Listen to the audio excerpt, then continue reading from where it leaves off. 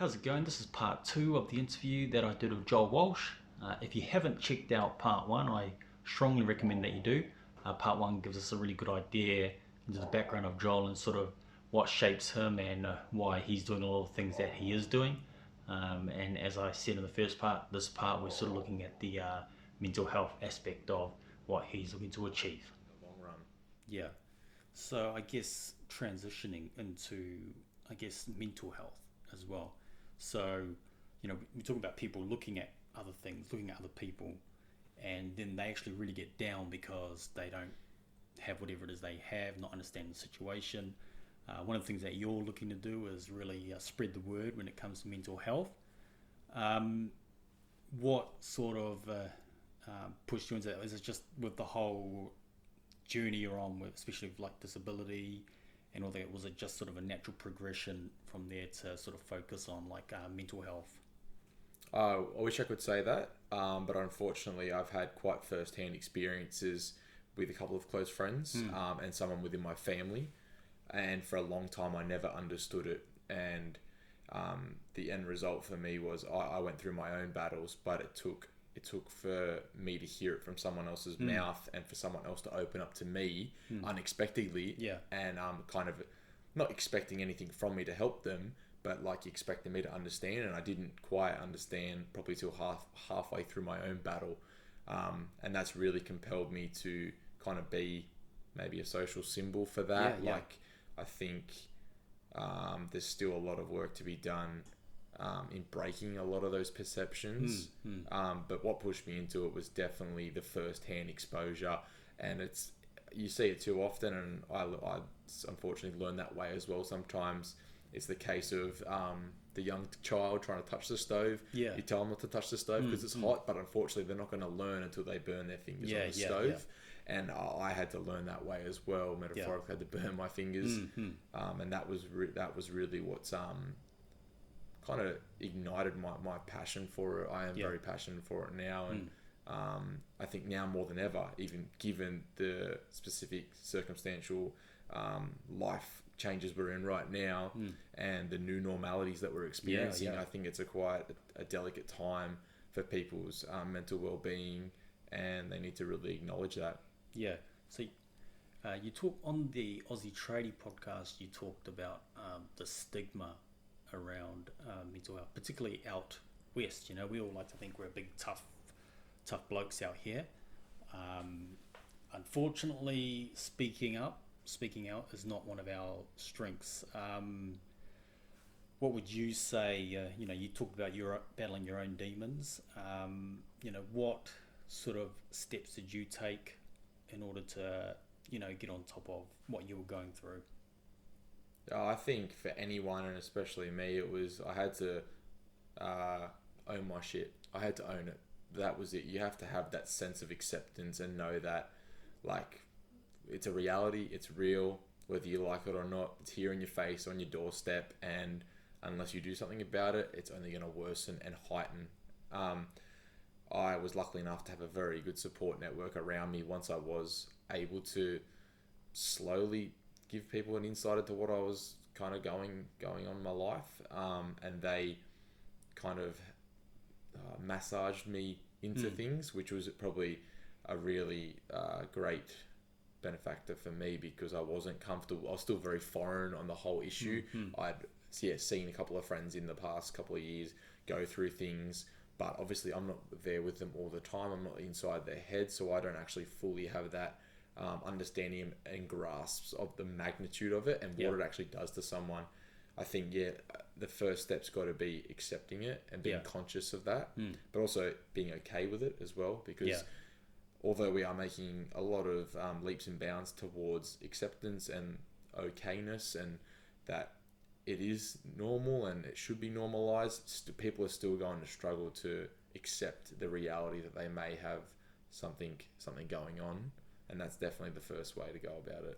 How much do you think judgment has to play in it from other people? Because my personal experience with mental health, although personally I have not experienced that, I've seen it firsthand.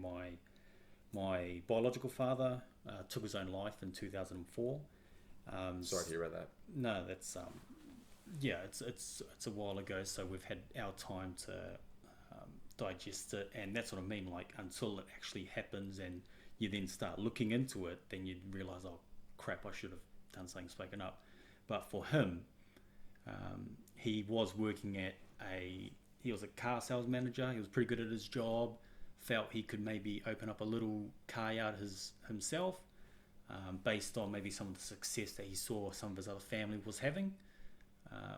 So he did that, made the jump, and unfortunately things didn't go according to his plan, and then he ended up taking his life. And it wasn't until after he did that we realised, shit, like we didn't even know that he was under a lot of this stress. And I think part of the reason is because he was sort of scared about the judgment of other people if he was to come out and say, look, I think I've failed. And so do you think judgment is playing a big part in why a lot of people aren't sort of as open as what we sort of should be?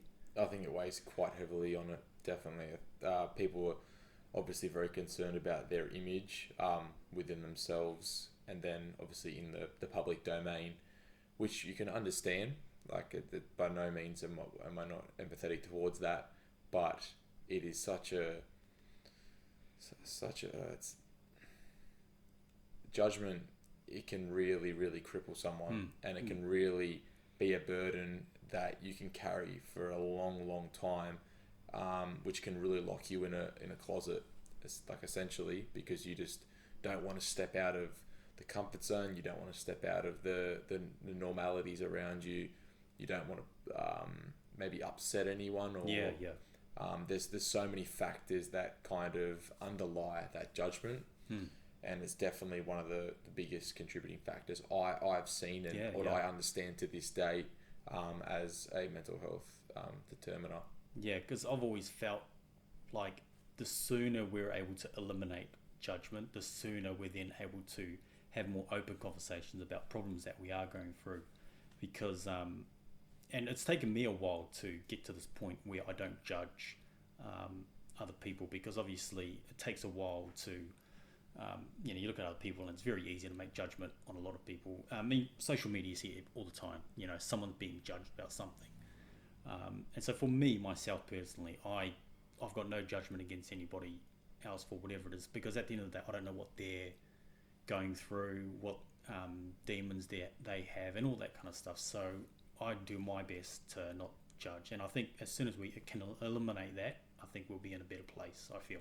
Definitely, it's hard because we are wired to judge and make calls in an instant, and we all do it. There's no point in shying away from that, but trying to really destigmatize what judgment is, and especially around the perception around that mental health kind of area. That's where the magic will happen if we are able to really break down some barriers and make people feel a lot more comfortable within their own skin.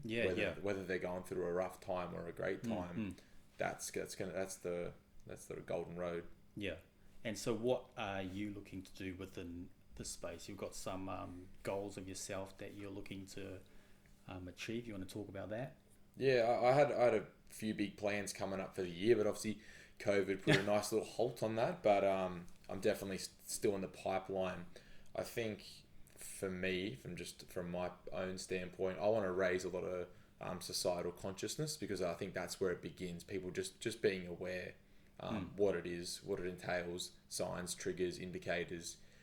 From there, I think we need stronger social media representation. So that's what I'm going to try and promote, and get the help of a few of my other friends around the area to make sure that hopefully they're on board with that, and will push the same message and the same kind of signs that I'll push. And then from there, social action is the next best thing. You can set someone up for a goal, but they need to kick the goal. They need to kick it, and they need to do something. So it's all good and well to spread messages and post things and talk to people, but we need to be implementing realistic measures where we can normalize seeking professional help. We can implement weekly check-ins with friends and make that whole make that whole thing just such a day-to-day kind of aspect. Yeah, yeah.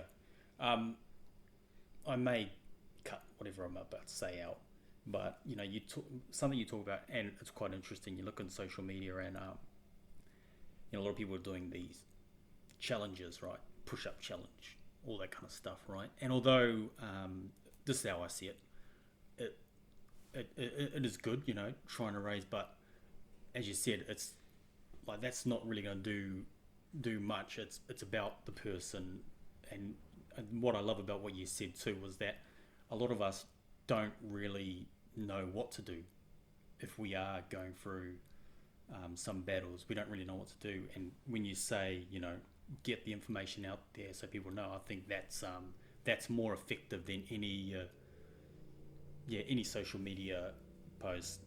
Like, sort of, if you sort of get what I mean. Definitely. I completely understand what you're saying. I mean, anyone that's going to do 25 push-ups a day, they've got my vote. So I can understand it, and I can applaud that, because doing something is better than nothing, and having words on Facebook is better than nothing. But it certainly doesn't quite hit the nail on the head, and that's why I kind of furthered that step, that it needs to be more of a buy-in process rather than just a one-off little post or a one-off little when the trend's around, when it's mental health day.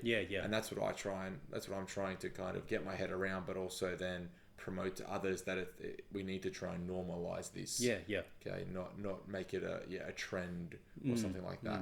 Yeah, and that's something I get a bit worried about too, is that people are very to the trend, like Are You Okay Day, for example, for maybe 1 or 2 days, people are on Facebook saying, hey, everyone's okay, but then after that, it's sort of like not really, no one's doing it, so, and that's something I do get a bit worried about, that people are following trends and that. So obviously what's happening now has halted that. When do you sort of look to see yourself implementing a lot of what you're trying to achieve in mental health?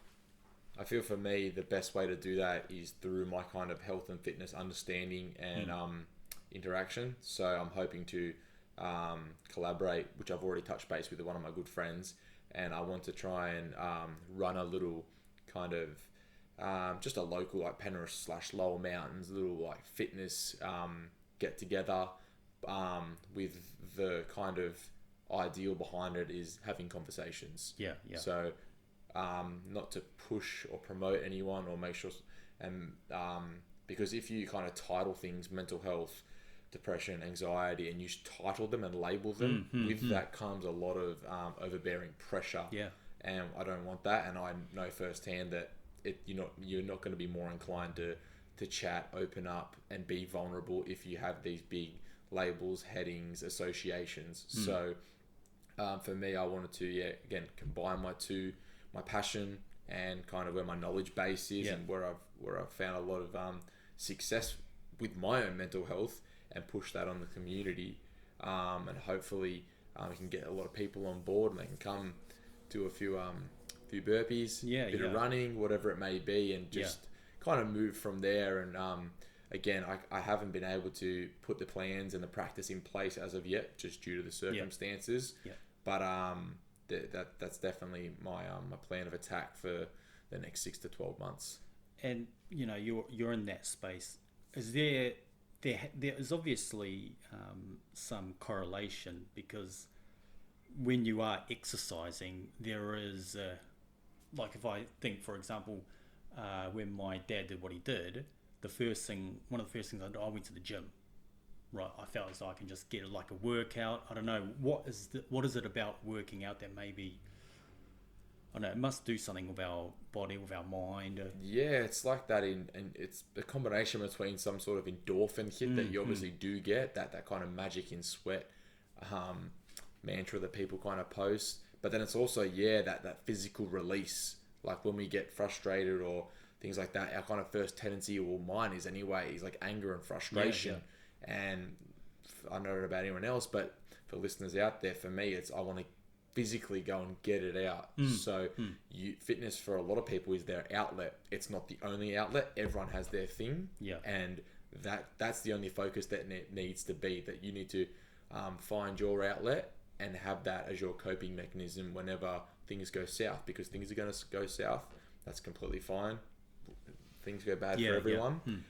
But especially that health and fitness that's becoming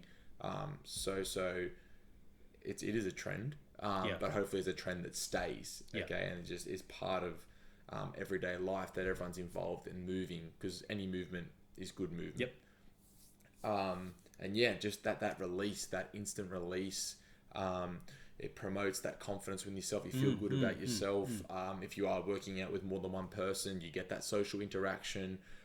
You build like relationships, and it can just, it's such a transferable kind of activity, I find. Like you get that roll-on effect, and it really, if you were to do it in the morning, kickstart your day. If you were to do it after obviously something bad happening, or I don't want to use it as a distraction, and I don't like pushing that hill. Go to distract yourself. It needs to be a release, so then you can come back to that situation, because your problems aren't just gonna leave at the front, like just stay at the front door. When you enter the gym, you come back to that in a much more refreshed and renewed mindset, and hopefully you can tackle those things. So just quickly going back to planning and how you go about planning, is there any tips or advice that you have for anyone out there who may be looking to go along a path of trying to figure out what they want to do, but obviously planning and preparation is key? Are there any tips that you have for people who may be listening, who may need a bit of help in that area? Do you mean in like choosing a career, or like just a daily? Just a day, like your daily figuring things out, or just sort of that kind of thing. Yeah, definitely. I think it's very, very important to have a structure and a routine in place, especially in times of crisis. And if we have a system in place, it can definitely ease the effects of like the crisis right now. I know for me it has. I think if I was to offer any tips, you need to really sit with yourself and figure out what it is you want to achieve. Be very clear on your objective. Find that reason or that particular thing, and figure out a clear enough path that you can get there, or you can work towards it each day. Because as I said, you're not going to be able to get from A to Z in one step. We need to take the steps in place. There's definitely a multitude of ways you can go about it in terms of organizing yourself daily.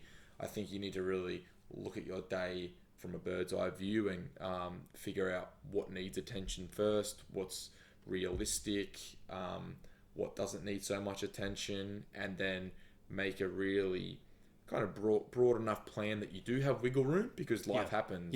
We understand, like people get sick, people, lots of things happen. Lose your job. Exactly right. Unfortunately, those things like those happen. So you need to be flexible. That's one of the things I'm learning to be adaptable and flexible. It's a great quality to have.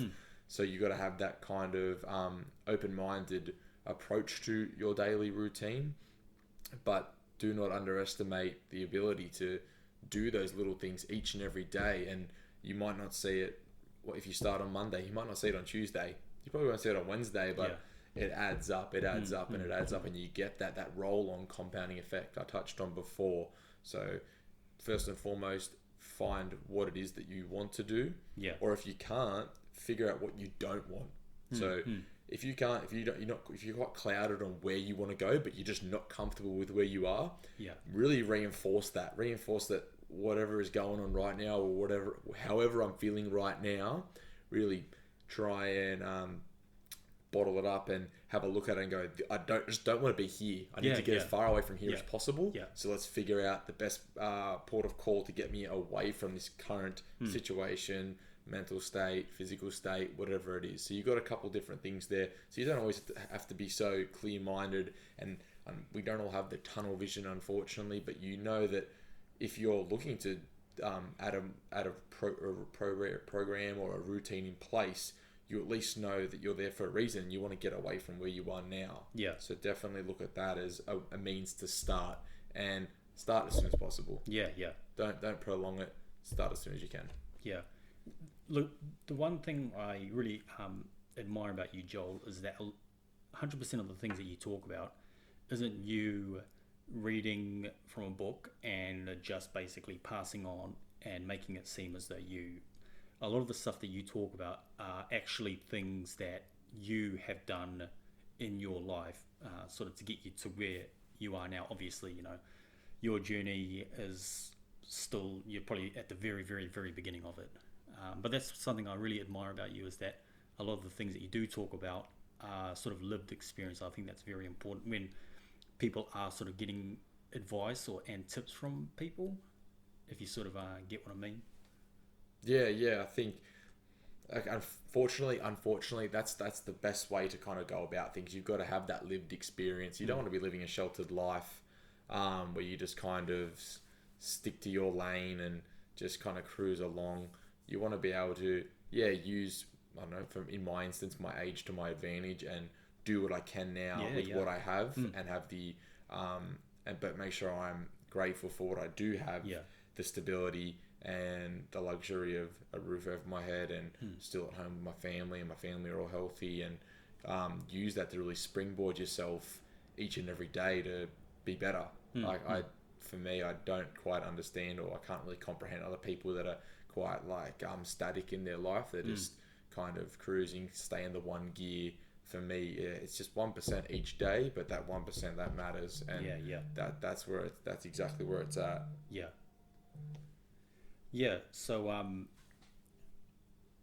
So that's sorry. One thing wanted to get into too was sorry, just your phone. Any sort of recommended books that you would have for people that you've sort of read and has sort of really helped you out? I definitely, in the last 12 months, I've really come along with the book, become a bit of a bookworm, actually. I've spent, especially during COVID, I've spent a lot of time reading. I'm reading 2 books at the moment. One's a university book, but I really enjoy it, so I'm really buying into that. I actually finished it today. So that's kind of my education-focused book, which is The Human Stain, and I've really enjoyed that. That's quite a historical, relevant novel. It's about the Americans' relationship with African Americans during the Bill Clinton era, and I found that really just kind of deeply insightful, just giving you a real understanding. But then at the moment, I'm reading 12 Rules for Life by Jordan Peterson, a good friend of mine from the gym. She lent it to me, and I'm really, really liking it. Again, I haven't finished it, but I'm well on my way. And I couldn't recommend that I could recommend it to everyone. So it's 12 Rules for Life by Jordan Peterson. Yeah. And what about listening? What are you sort of listening to podcast-wise? That's sort of helping you out? Anything and everything. But for me, I don't listen to the radio. I haven't listened to the radio in a long, long time. It depends, honestly. I have there's a lot of variety out there. I try and be very quiet. It sounds silly, but strategic with what I listen to and when I listen to it. So first thing in the morning on my way to work or uni, it'll be a kind of a self-development, very focused and specific podcast. So like Justin Sewer's got a good podcast. Glenn Azar's got a good podcast. Building Better Humans Project. Things like that are quite clear. They promote a lot. He articulates very well, and it really makes you think a little bit, because they do push questions to the listeners. But then in the afternoon, I like to just kind of take the foot off the gas a bit. I listen to my trash talk basketball ones. I'm a massive NBA fan. I listen to my rugby league and AFL ones, just getting up to date with the news. Because I really like interviews or biography style podcasts where you really get inside the head of players and understand the way they tick, because mindset for me is such an interesting factor in a person's makeup. Especially for the people you talk about in the sports, the mindset that's required to perform at the top level is it's unbelievable. Yeah, and they're absolutely exceptional. I think not a lot of people can operate at that level. No. And have that kind of mental resilience. To really block out external noise through the media or whatever else is going on, and then stay so driven with what they're doing, because there are requirements every single day upon yourself to show up. How are you going for time? I want to talk about CrossFit, but if you've got... Good.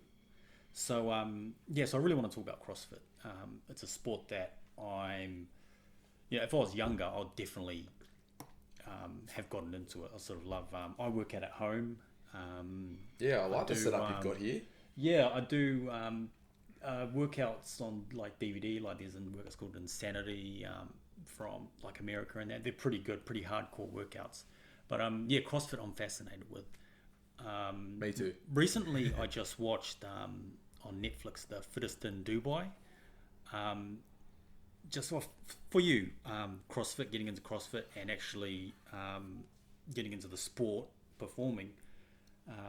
How did that come about? Was it just your competitive nature was still there, and you sort of looked at fitness as... I've always been wanting to fill that competitive void in my life. Unfortunately, that caused me a lot of issues in the past where I wasn't able to fill that void, and I negatively kind of conducted myself to fill that. Yeah. And then I think it was about a year ago now. I had a friend who just needed someone to fill in for a comp, and he messaged me, and I heard the word competition, and I said, it doesn't matter where it is, I'm there. Yeah. So I packed my bags and I went to Newcastle for the weekend and did a comp. I walked away from there bruised and battered, and but I was I just loved it. I fell in love with it from that point onwards. It really filled that void. It was quite obvious that I wasn't up to standard, which at that point. So you went straight from not really practicing many of the no, at that stage of my life, I was just a general gym goer. I did quite intense stuff. I wasn't just going 3 times a week. I was going quite hard, and because I work in fitness, I have a reasonable or sound understanding of what I'm doing. So I've always been involved in fitness, and I've always seen CrossFit, but I've just never had that little kickstart to actually get into it. So why not do the initiation of fire and just go and compete? And it was great fun. It was great fun. I really, really look back on that. I got my ass handed to me a few times, but it was great. And then that following Monday rolled around, and I signed up at my local box up in the lower mountains. And haven't looked back since. And so obviously it was a shock because you had never done CrossFit. Obviously you had a interest in it. So where are you at now in terms of because you've talked about going to comps? You still go to comps yourself? Yeah. So this year, obviously it's early days for us, and then we got to factor in COVID restrictions. I've competed once this year in a pairs competition at Bowral. That was quite good. Got onto the podium. We had a great weekend, and it's always just fun, just throwing down against people and meeting new people, and the atmosphere is just you just want to soak it up. But it's quite funny because of what's gone on lately. I've really shifted gears into running. So obviously I still love CrossFit, and once everything eases, I'll get myself back into the gym, but I'm really, really, really looking forward to pushing the boundaries with endurance running. So again, plenty of silver linings to take out of COVID for everyone. For me, it's been I've just really kicked off my running. I've been doing longer runs, and they kind of come from nowhere. And I woke up last week and I just said, going to run a half marathon. So I did that last week, and then this week I'll up that and get a little closer to the marathon. So as much as I love CrossFit, and I'll keep doing that, and whatever level it is, I'm nowhere near the standard of the top guys, but I love what I do, and that's an important factor for me, is enjoying it and staying injury free. But I really want to explore this kind of endurance running thing because I'm enjoying it. I'm really enjoying the monotony of it, to be honest with you. It's a real grind. It takes grit to run for several or single hours, and I've really enjoyed that as of late. So is it also the idea of just trying to push yourself and see how far you can push yourself? Is that something that sort of drives you as well? Definitely. I think I kind of left a few stones unturned with AFL, and I don't use that as a pity party kind of excuse for me. I use it as a driver now. You've got a bit left in the tank, so I want to explore other realms of fitness and see what I can do, and so far so good.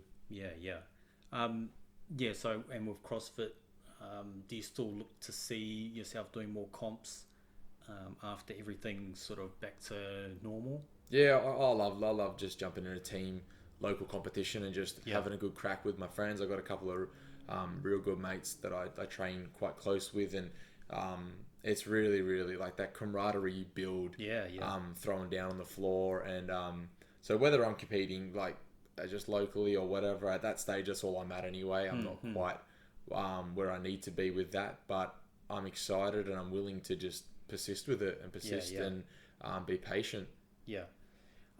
Something I always think about. So you talk about the sports you like, basketball, and they've got these athletes that everyone talks about, right?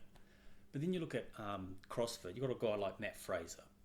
How come? How come you think like not many people sort of when they talk about all these athletes, they don't sort of put like a Matt Fraser in the because whenever I watch whatever I can watch of him, it's just incredible what the guy can do, you know. And we've talked about sort of preparation and mental strength. Like he must have like the most amazing mental strength there is. But what do you think? Maybe not many people sort of mention his name when it comes to talking about all these other athletes. I think CrossFit's still foreign to many. It's a bit of a niche sport in that sense that like we obviously kind of pedestal the ball and team sports. Yeah. So like rugby and basketball and soccer, and they're just they're the norm. That's like what you do. It's not like when you're 5 years old, you don't go and do CrossFit straight away. You do soccer or athletics or whatever it may be. So I think that unfortunately they haven't quite got the media spotlight that they probably deserve because in my mind, and I'm by no means the judge, but I think they are the gold standard for fitness. Absolutely. I definitely think their ability to be so well rounded across every aspect of training qualifies them and validates them as the top athletes in the world. Yeah.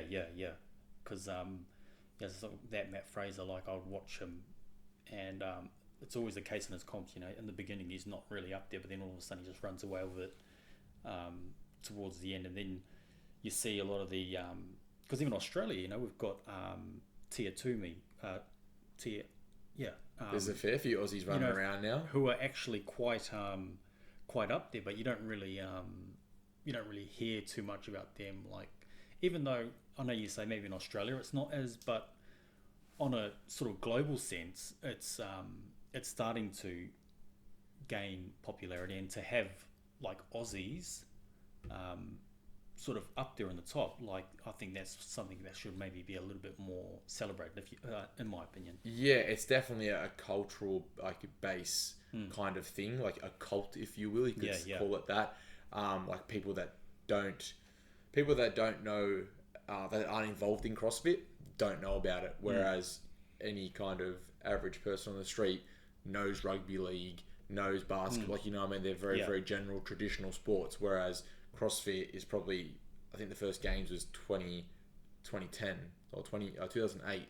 So it's quite a young contemporary sport. Like it's only just come into things, and especially within the sport they've made a lot of new changes to it. So it's definitely a reflection of where sports are heading. That real dynamic and ever changing things. But I just think it's very closed off because there is this perception that I've heard is that it's just like kind of unorganized, chaotic movement and injuries and incorrect form, but there's a real skill set and a real coordination and a real grit, and you need so much. But in saying that, the ability for CrossFit to be tailored and scaled to anyone is amazing. I train with mums, I train with teenagers, I train with there's such a broad range there. So hopefully they can break down that kind of perception, and maybe people would be more willing to give it a go. Yeah. Because again, we've just said it before, no one wants to fail, and that's that kind of judgment of walking in and not potentially not knowing what you're doing scares a lot of people. I know it scared me. So hopefully they can make some inroads with that, but it's definitely got a cultural base. Like people that do CrossFit or view it love it. It's a highly attractive sport, and definitely compels me to work harder and do more it requires such a specific skill set and mindset, which I admire. Definitely. Look, I think we can talk. We could talk forever. Really great chat. But unfortunately, obviously, got to come to an end. Before we end, I'm going to ask you a question. Okay, you talk about footy. You're looking up Penrith.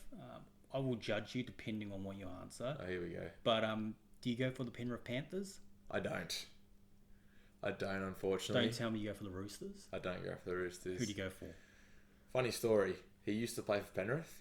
Preston Campbell. When he left Penrith, I was maybe 11 or 10. Yeah. And just being a 10-year-old kid, I was like, yeah, I'll follow him. And like, that'll be good. And then he went to the Titans, and now I'm supporting a team that comes last quite often, and they're a bit of a sinking ship.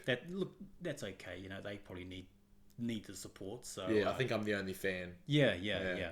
So, but look, thank you so much for coming on. If anyone wants to get in contact with you, what's the best way to get a hold of you? Maybe on social media or... Yeah, definitely. Like, as I said, listeners out there, come on board. If you ever need anything, more than happy, and I'm willing to offer any advice or tips on anything. And I'm always looking for people to come and train, so come and train if you like. My Instagram is Joel Walsh _, and then it's just Joel Walsh on Facebook. Yeah, cool. Once again, Joel, thank you very much for coming on. Appreciate you having me, mate. I really appreciate it. Thank you for the chat. Thank you.